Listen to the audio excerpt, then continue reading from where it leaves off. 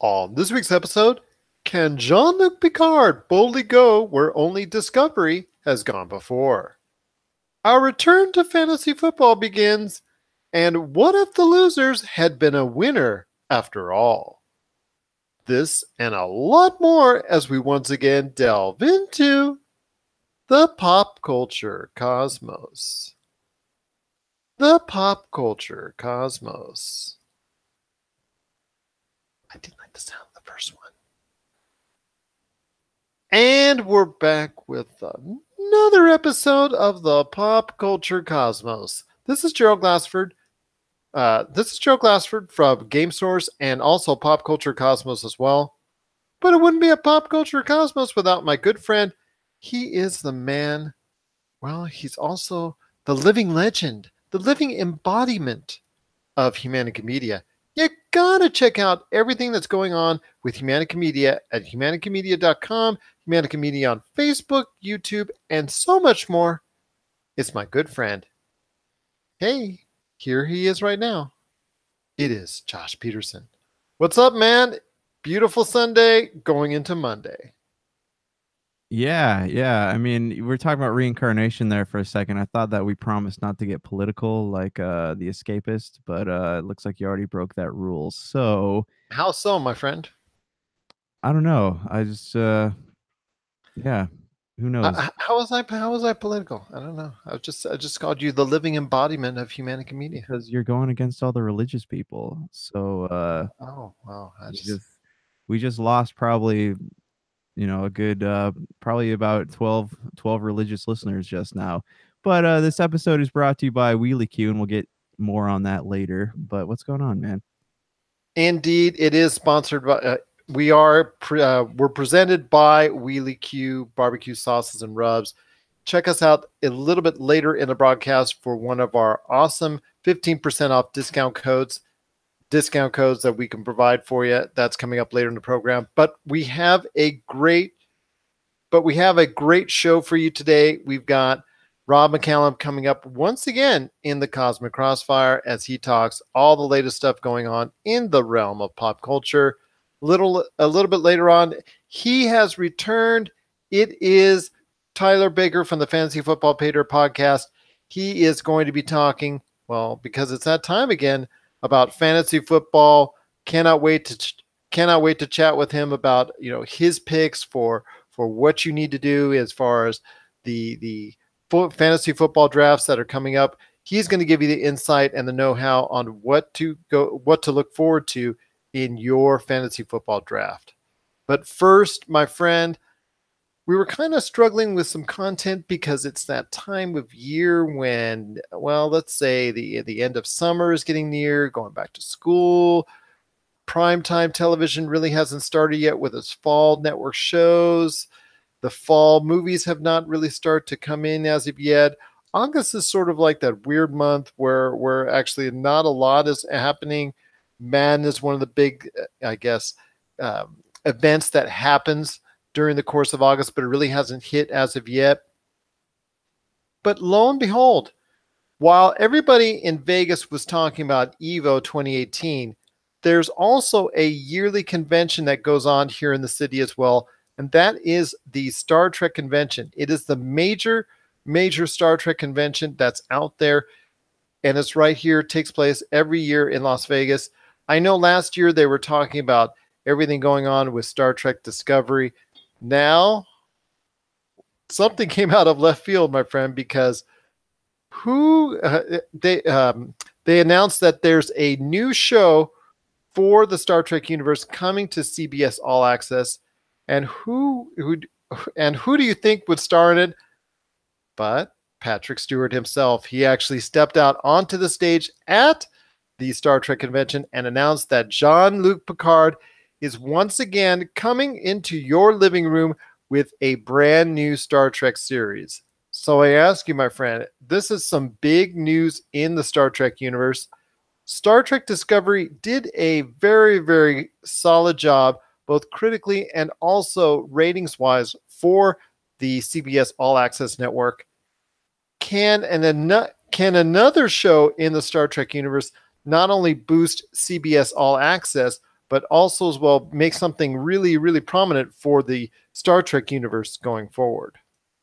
Is it a new series, or is he just joining the old one, or the one that's on right now? It is a brand new series, my friend. I believe it's being co-created by Alec Kurtzman, who's had a lot of hands in the kitty when it comes to Star Trek universe.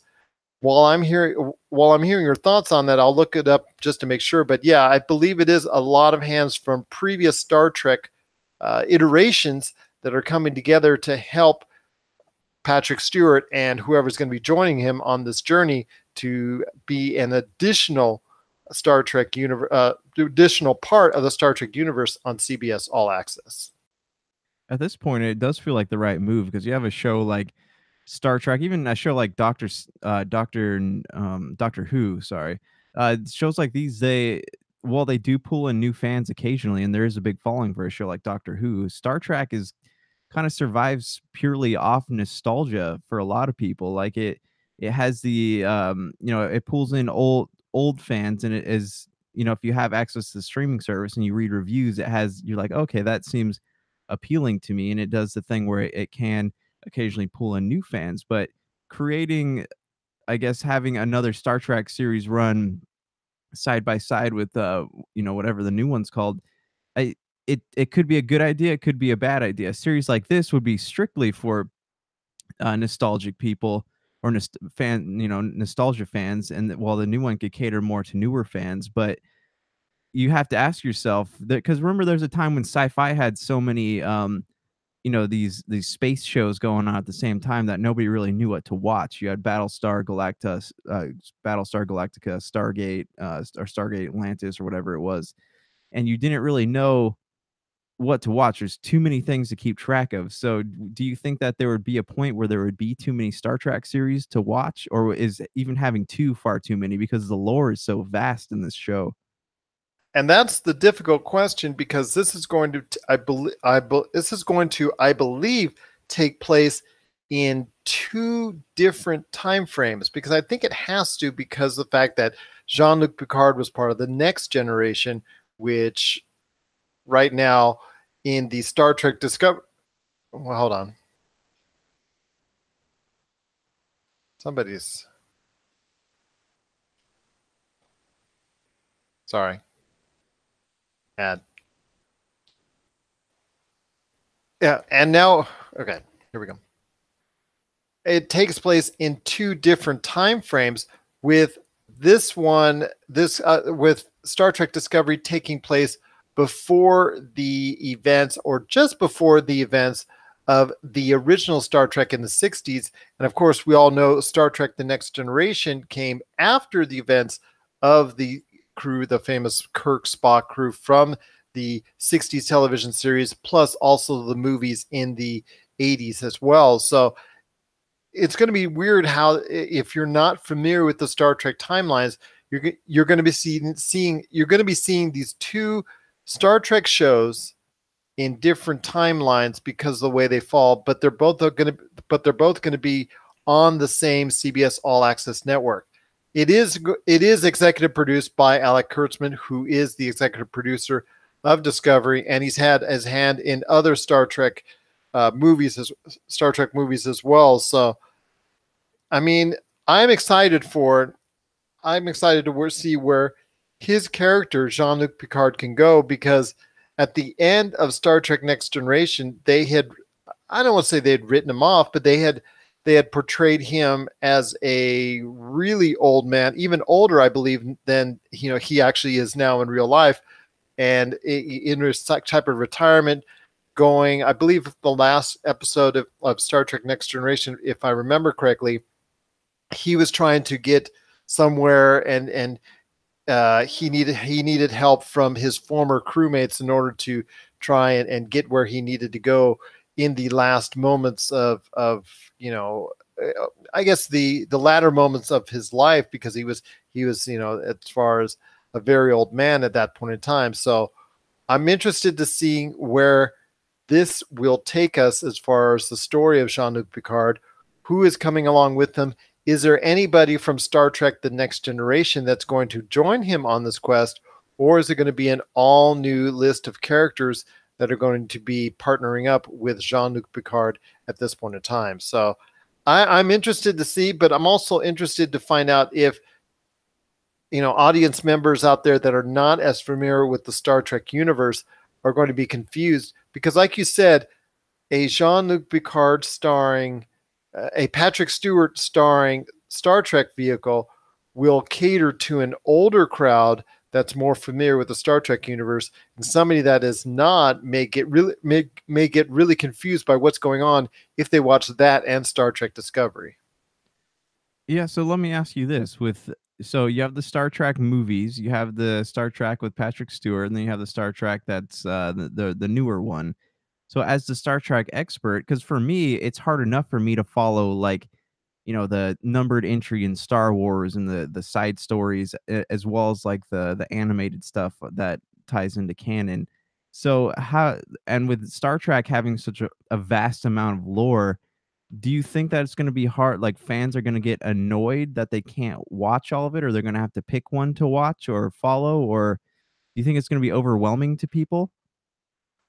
I think it's bordering on it. I think you're very astute in that observation, because the whole timeline is this as far as the items that are being shown and being produced right now at this point in time in the Star Trek universe.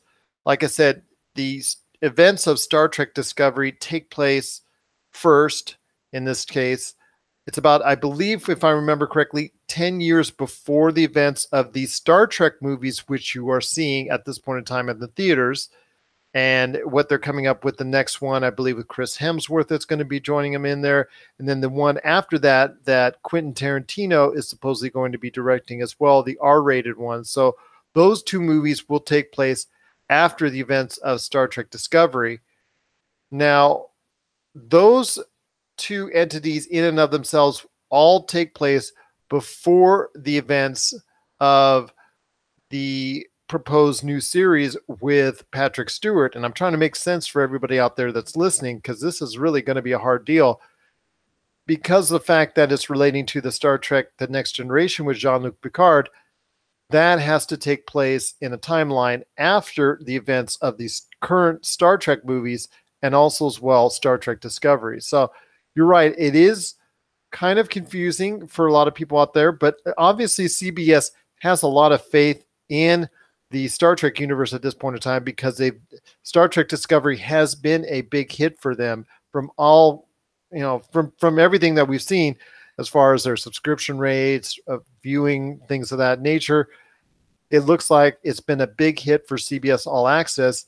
The movies themselves have done okay for the most part worldwide. They haven't really taken off like obviously Star Wars or any of the huge Marvel movies. They're usually garnering around 4 to 500 million worldwide, which is pretty good. It's not blockbuster material. So the future of the Star Trek movies are always in doubt, because of the fact that they have seemingly such a ceiling on how far those movies can perform. But as far as TV is concerned, it looks like audiences are still very interested in seeing Star Trek in some form on the television, on the small screen. And I know, and I know because Patrick Stewart is going to be involved and be starring and being heavily involved with this new project, that I'm at least going to give it a chance, just because the fact that I've appreciated his character. I do have a very great fondness for his character, because the work that he's done on so many episodes of The Next Generation and in the Next Generation movies as well. Yeah, well, I mean, I hope for the best. I've never been a huge Star Trek fan. We have talked about the movies and I do enjoy them, but I just don't have the time to sit down and go back, because I would like, honestly, like I would like to sit down and watch Star Trek, watch a series of it, but there's so much of it that I would feel this compulsion to go back and watch all of them, and I just don't have the time for that, and I barely have time to binge shows as it is. So but I would say you should binge Discovery if you get a chance. Discovery is harder edged than much of the Star Trek universe that's out there. It's actually going to be closer. And I think this is why a lot of people like the fact that Quentin Tarantino most likely at this point in time will direct a Star Trek movie, an R-rated Star Trek movie at some point, because the content and the storylines and everything that's going on within the Star Trek Discovery universe fits more in line with what he's would like to do as an R-rated Star Trek film. So I hope you give it a chance. It is a little harder edged than what a lot of people are used to seeing in the Star Trek universe. It didn't go over well with a lot of people at first, but it seemed as the series went on to get better and better, and I think it closed out on a very solid note as well. Yeah, I mean, maybe one day when I have some time, I'll sit down and watch them. But for now, I defer to you for all things Star Trek. So I'm in agreement with whatever you think on this. There you go. Live long and prosper. Yeah. So well, well, okay, I'll say it later. I'll go ahead. Okay. So yeah, just we'll see, man. We'll see what happens. It is something that is very interesting for me. Like I said, it came out of left field, but it obviously sends a sign to everyone out there that CBS is truly excited about the Star Trek universe, that Discovery performed really, really well, that they cannot wait for the second season, which starts in January. If you haven't seen the trailer for the new one, it's really, really solid. That came out during Comic-Con. You can either scroll down our news site here at Pop Culture Cosmos or check it out today on YouTube. In fact, I'll actually ask Josh if he can throw it up there on our Pop Culture Cosmos YouTube channel. Like it tells me that there's a lot of interest on the small screen for Star Trek. The big screen has always been the problem as of late, even with the reboot, which everybody seems to love. But numbers-wise, it just cannot break the hump. It just cannot get over the hump as being a colossal blockbuster, which I truly believe it should be. I think the Star Trek crew that's out there has been that's out doing these films at this point in time are probably the most fun to watch as a group than even the original Star Trek or the Next Generation crew. And I'm talking about as a whole. I know that's going to give me a lot of flack, but that's just my opinion. It's really close because all three sets are enjoyable. Then there's Deep Space Nine, Enterprise. I know all that as well, but I just enjoy watching this crew interact at this current time. I'm kind of bummed that it is not translated into a 700-800 or even $1 billion movie as of yet, but I'm hopeful that in the future that could still happen. But it just tells me, with the advent of a new Star Trek series in production at CBS All Access, that they surely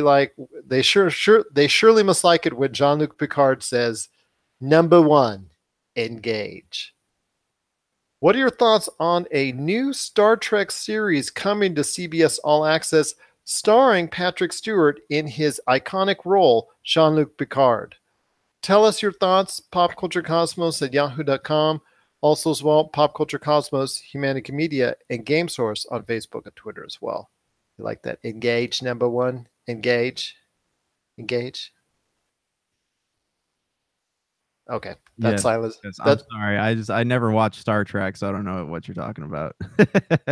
You'll usually go engage when instead of warp, whatever. Engage, number one, and that was his telling Jonathan Frakes. Okay, all right. Yeah, I thought you were doing a Donald Trump impersonation. Moving on, we have a great show for everyone out there today. It's going to be a lot of fun. We've got Rob McCallum coming up in the middle of the Cosmic Crossfire.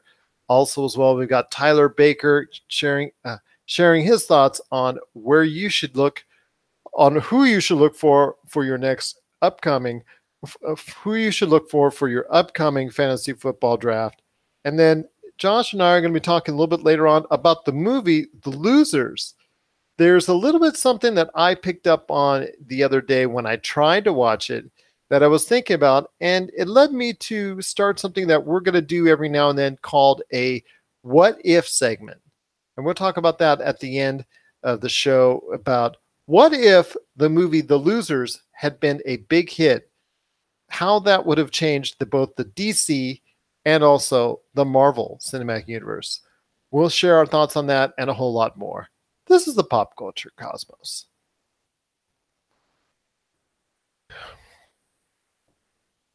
And we're back with the Pop Culture Cosmos episode 101. We're now in triple figures, my friend. I cannot even believe it. It's Gerald Glassford from Pop Culture Cosmos and Game Source. Thank you so much for listening to all of our shows.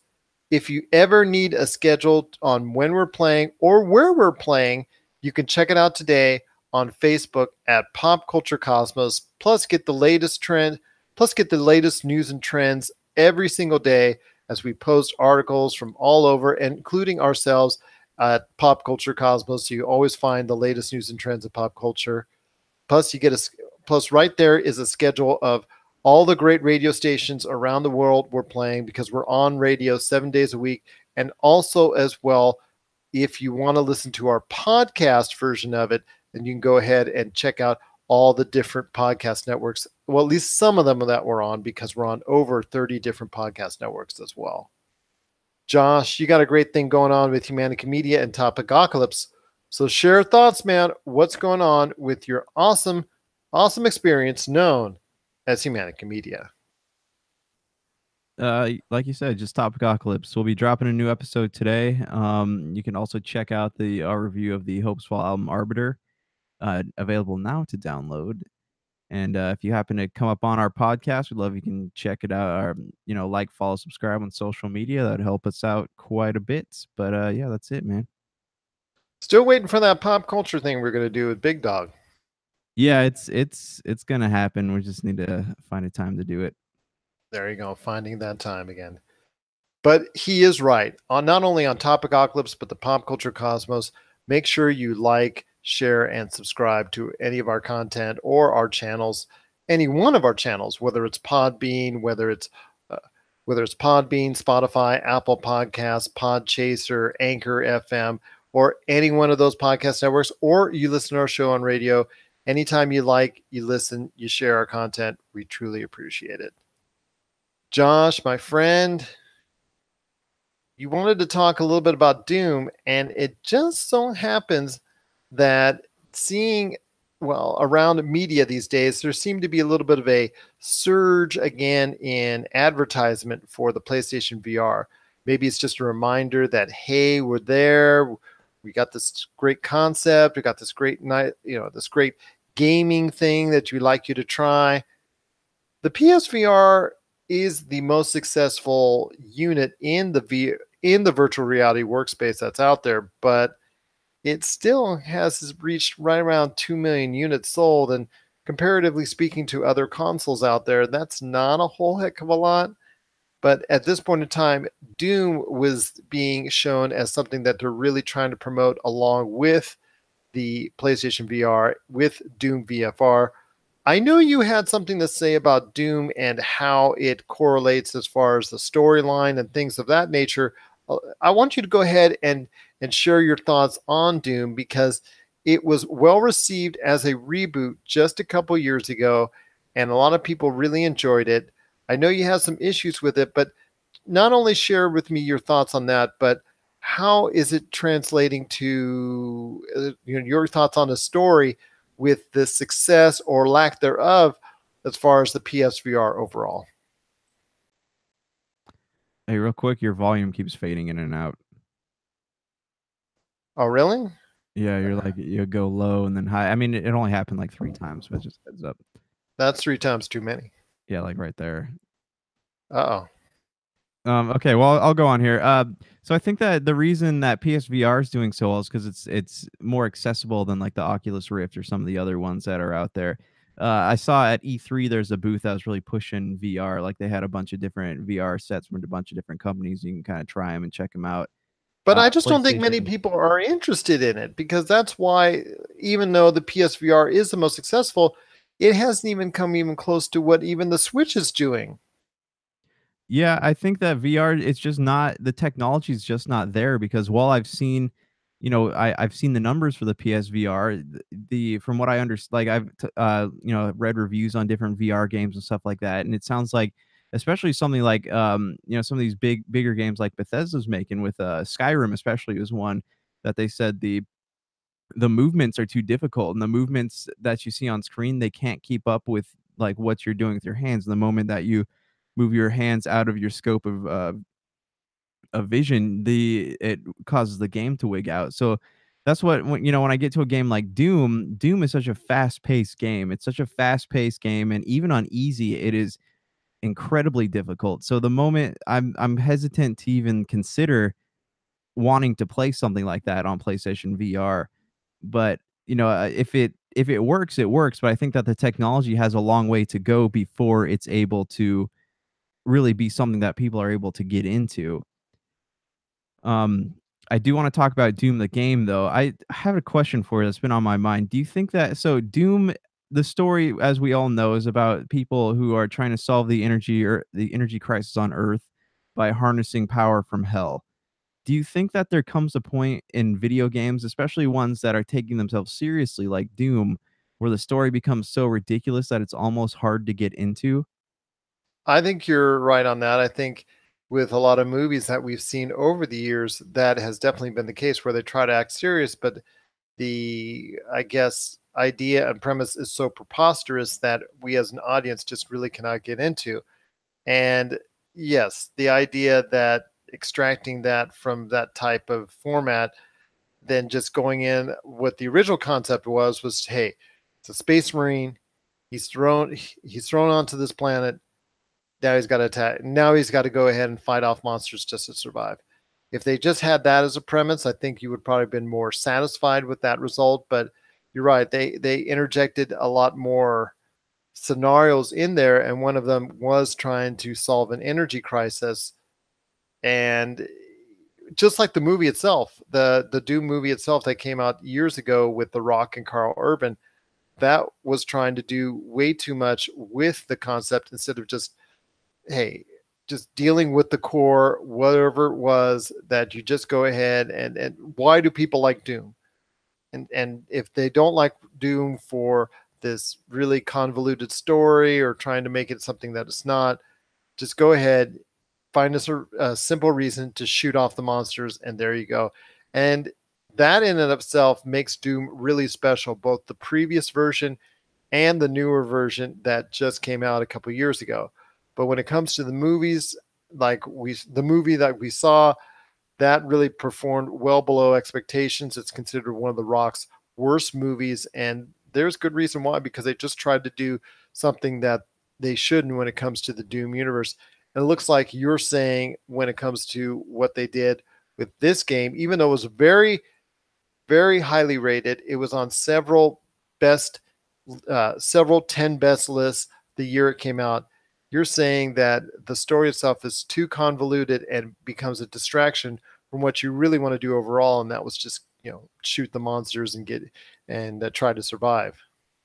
No, it's actually the opposite for me. When Bethesda took over publishing duties for Doom, I was expecting a more enriching story. I was expecting like lore that was actually fascinating, but this was, I don't know, it almost felt like a watered down version of Halo to me, where you had objectives, and as soon as you'd fight hordes of monsters, and then you get to certain points, the android guy would pop up on the screen and tell you a little bit about what's going on. And then, they got into a little bit about your backstory, about how like it carries on from Doom 3, how he's kind of stealing the sarcophagus and the Praetor armor. And then they talks about how they bring him back into this world or whatever. And that's, they wake up, and of course the base is all literally taken over, gone to hell. But I was expecting a more, a better story, something that really expanded on the lore in a way that the first three games hadn't, because the first three games were on platforms that didn't really have an opportunity to make the game look good aesthetically and tell a good story. But with Xbox One, I was figuring that maybe it would do that. So you get into this problem with Doom where it's fun. Don't get me wrong; it's a lot of fun to play, but it doesn't check off all the boxes for me, because you have these parts where, like, even on easy, like I said earlier, it's an incredibly difficult game because you're pretty much, it's monotonous. So you're doing the same things over and over again. You know that the moment you deactivate one of those hell gates or whatever, that you're gonna have to fight hordes of enemies. And as they keep adding different enemies into the game as you progress, you're gonna have to fight like five of these guys, two of these guys, three of these guys, two of these guys, and so on and so forth. And then, but what happens is, the later you get into the game, the more scarce ammo becomes. So the game actually punishes you if you're not good at aiming, I guess. If you're one of those people like me who just likes to run through first person shooters shooting everything, it's not a game that's going to cater to you very well. You have to be strategic about it. And I don't think Doom has a good enough story to me to be worth that kind of frustration. I'll make sure I watch my back the next time we're playing a first person shooter and there's friendly fire turned on. Yeah, no, for real, man. Just look out for those grenades, I'm telling you. Too funny, too funny. But I will say this: Doom was a big hit for Bethesda, the reimagining of it. But you're right. I don't think a lot of people cared really much to get into the story as far as how it develops. I think, like you, they just wanted to go ahead and just go and fight off those hordes of monsters.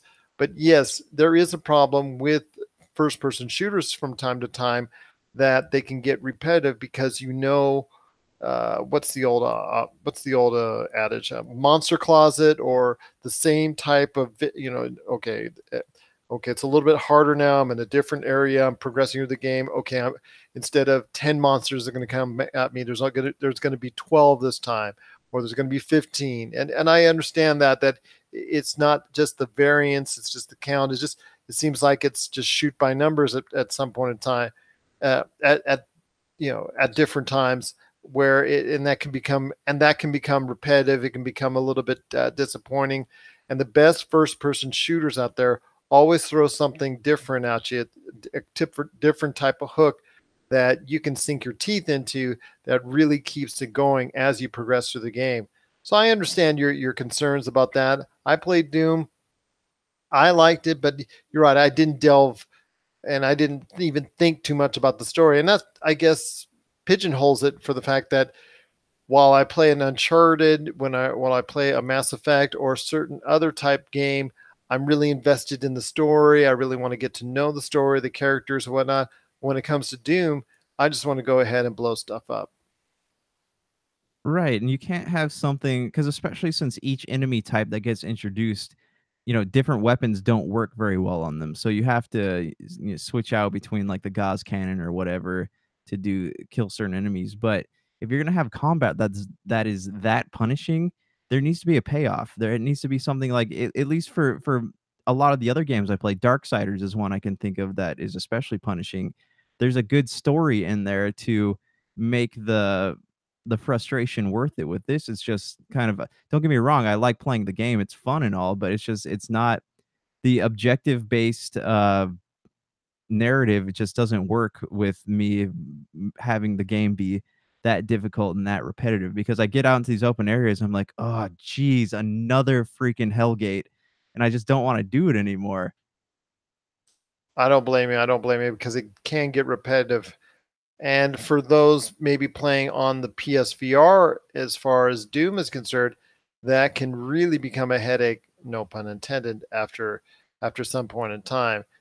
But getting back to the idea of PSVR and the VR as a whole, I know this is something that Douglas Hoybu from Retro City Games and I go back and forth over, is that I think the concept of virtual reality becoming a gaming standard was something that a lot more people in the industry were a lot more excited about than the actual consumers themselves. And they were never able to translate that excitement and portray it enough to a larger audience. It's very hard to, I guess, show the type of environment and the immersion in PSVR or VR as a whole, unless you're actually put on the headphones, strap on the goggles, get the controllers ready, and do it yourself, because it does not translate well from a third party perspective that you can see it on television. I know the commercial itself that Doom and PSVR are running together side by side, it doesn't seem really that much different to me than if you were actually just had the controller in your hands.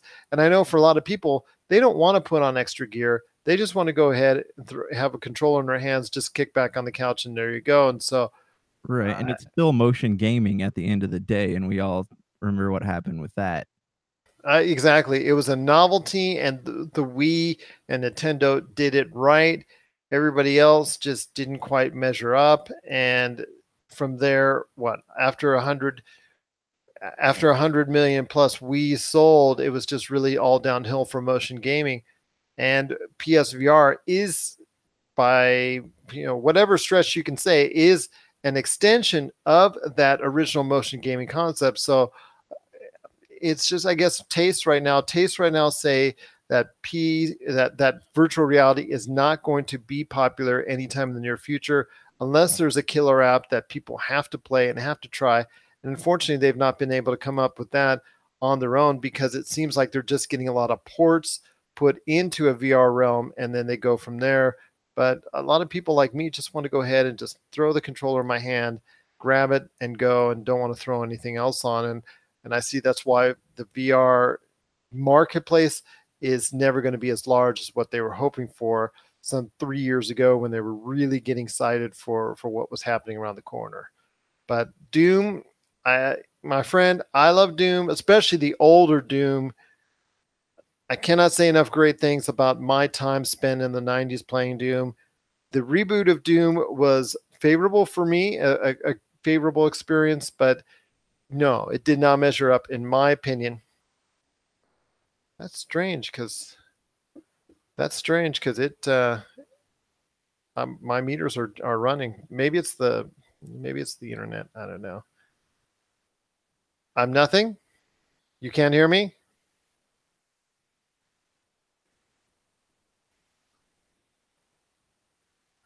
Can you hear me?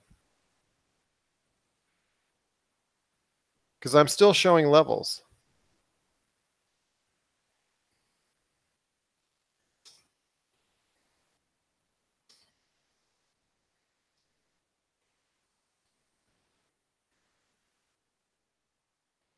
Can you hear me?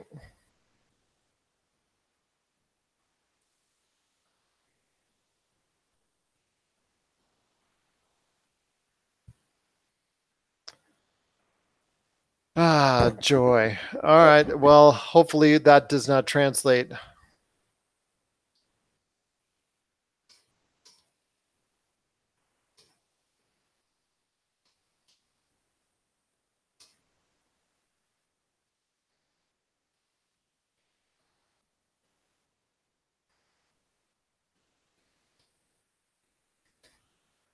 All right. But my time in Doom was really solid. My time in the Doom reboot was really solid. I enjoyed it, but no, it wasn't near the levels of Doom 1 and 2 that I enjoyed playing so much back in the 90s. But hey, if it's something that's for you, we'd love to hear your thoughts on it. But as far as the VR market's concerned, it still has a long way to go. What are your thoughts on Doom? What are your thoughts on the Doom reboot and also being a major part of the new PlayStation VR campaign? Share us your thoughts. PopCultureCosmos@yahoo.com. Also, as well, Pop Culture Cosmos, Humanity Media, and Game Source on Facebook and Twitter as well. Coming up next, we've got Tyler Baker from the Fantasy Football Pater podcast. He is going to be telling us, he's going to be sharing his thoughts on picks for you for this upcoming fantasy football season and your fantasy football draft. So you got to stay tuned. Who does he like? Who does he not like? And what are some of the underrated picks you should think about in your next in your upcoming fantasy football draft? He's coming up right after the break with those thoughts. This is the Pop Culture Cosmos.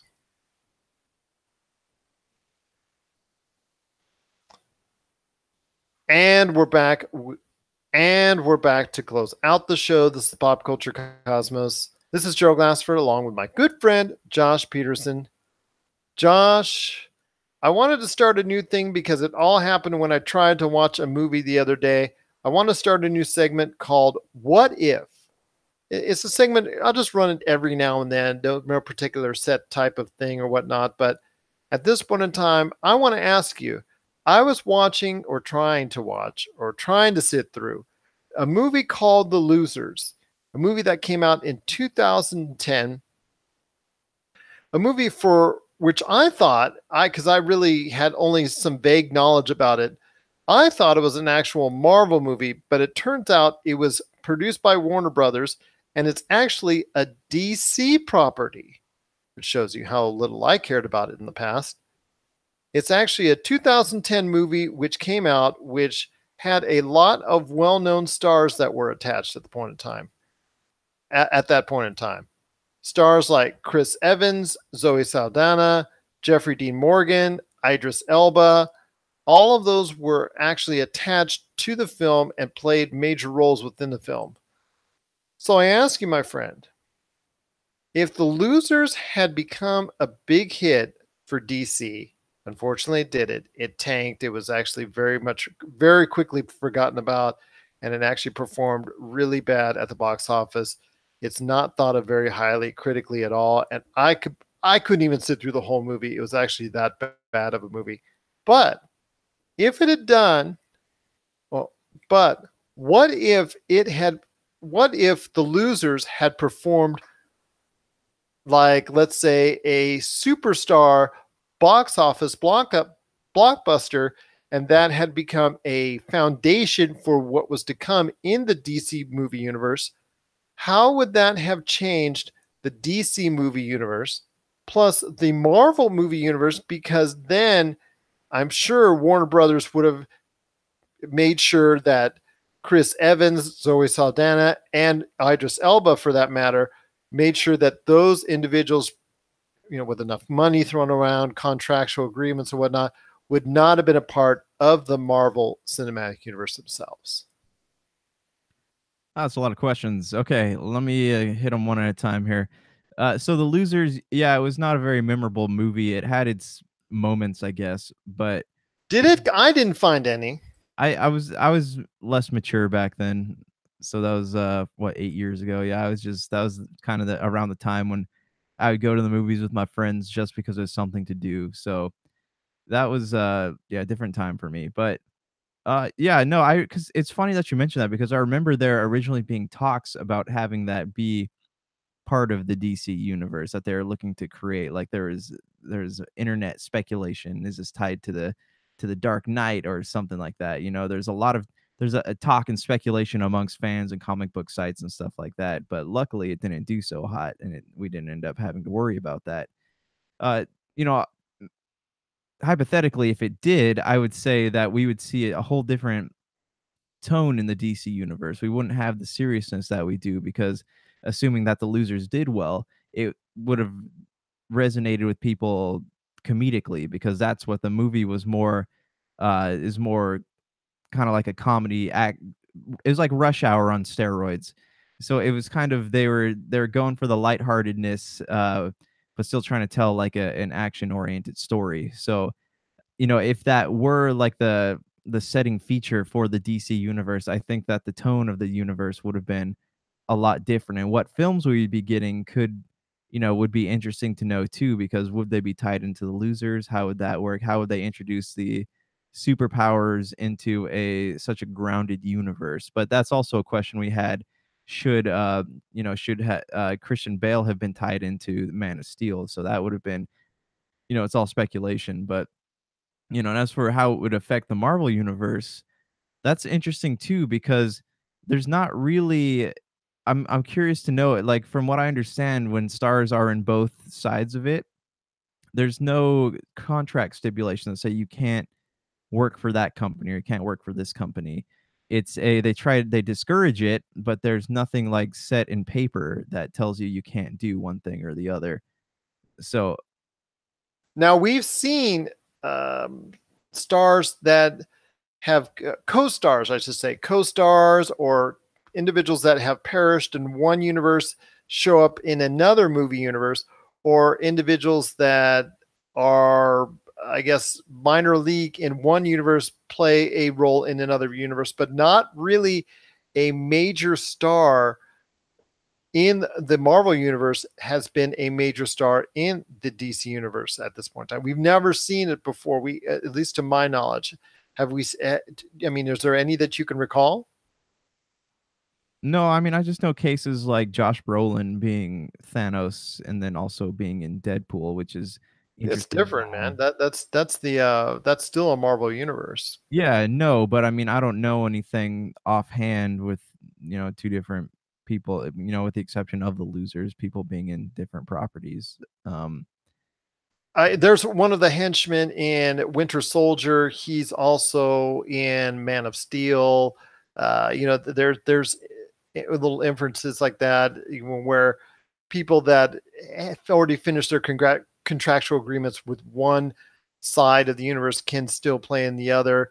For instance, Lawrence Fishburne, I think, is probably the most is probably the biggest name I know that is in the DC and the Marvel universe, playing Perry White in DC, and now he's playing Hank Pym's former colleague in the Ant-Man and the Wasp. I think that's probably the largest star that I know at this point in time that is actually active on both different movie franchises. But I don't know his status long term with the DC movie universe. Right. And I get with like losers, Zoe Saldana, Chris Evans, and Idris Elba, like they play sort of big characters in Marvel. So I don't know, man. Like I honestly, it's interesting to think about, but I don't think it would really have affected anything, because if that was still a part that they wanted to try out for, they still would have gotten it. Like say Zoe Saldana was in the losers and that became like a trilogy of movies. I think that Guardians of the Galaxy was spread far enough apart from would have been spread far enough apart from whatever sequels that turned out, that if she had still tried out for Guardians of the Galaxy, she still would have gotten the part just because she was the right person for it. But in the case of Chris Evans, I think could have very much been something that had been conflicting right there, because the fact that it came so close together to what he was going to do in the future. In fact, the very next year after this movie released, which was The Losers in 2010.